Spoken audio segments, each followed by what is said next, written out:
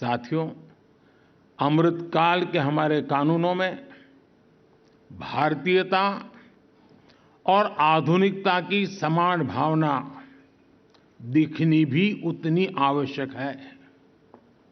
वर्तमान की परिस्थितियां और बेस्ट प्रैक्टिसेस के अनुरूप सरकार भी कानूनों को मॉडर्नाइज करने पर काम कर रही है।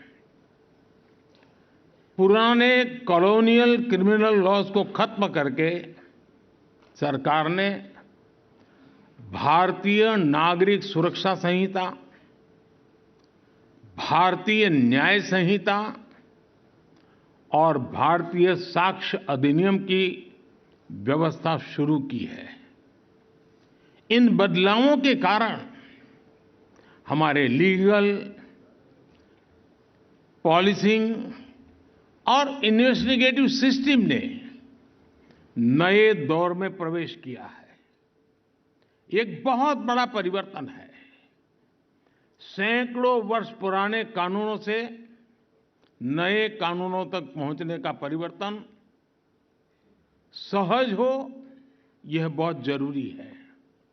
इसके लिए पहले ही सरकारी कर्मचारियों की ट्रेनिंग और कैपेसिटी बिल्डिंग का काम भी शुरू कर दिया गया है। मैं सुप्रीम कोर्ट से आग्रह करूंगा कि वो भी सभी स्टेक होल्डर्स की ऐसी कैपेसिटी बिल्डिंग के लिए भी आगे आएं। साथियों, एक सशक्त न्याय व्यवस्था विकसित भारत का प्रमुख आधार है।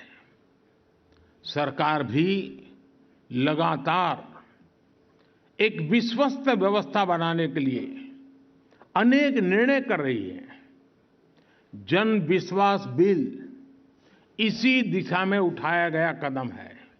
इससे आने वाले समय में न्याय व्यवस्था पर बेवजह पड़ने वाला बोझ कम होगा। इससे पेंडिंग केसेस की संख्या भी घटेगी।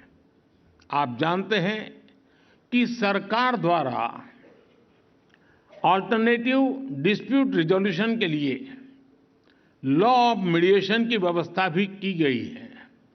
इससे भी हमारी न्यायपालिका, विशेष रूप से सब ऑर्डिनेट जुडिशरी पर पड़ने वाला बोझ कम हो रहा है।